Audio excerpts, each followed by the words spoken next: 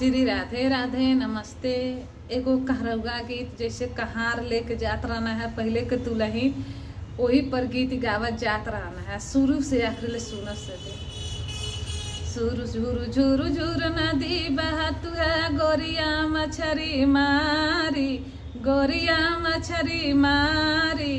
तोरे बदन पर कीचड़ पड़ गया टिकुली के कवन सिंहार रे गोरिया, टिकुली के कवन सिंहार, टिकुली के कवन सिंहार रे गोरिया, टिकुली के कवन सिंहार।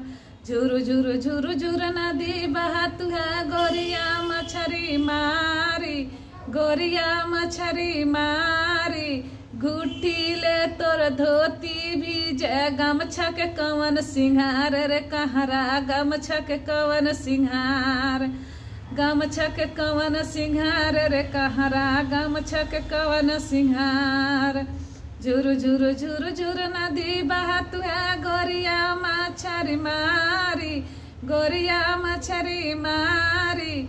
तोरे बदन पर कीचड़ पड़ गया न झूलनी के कवन सिंहार रे गोरिया, झूलनी के कवन सिंहार।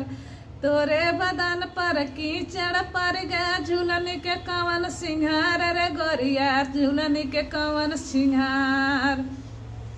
झुरु झुरु झुरु झुरु नदी बहत है गोरी मच्छर मारी, गोरी मच्छर मारी।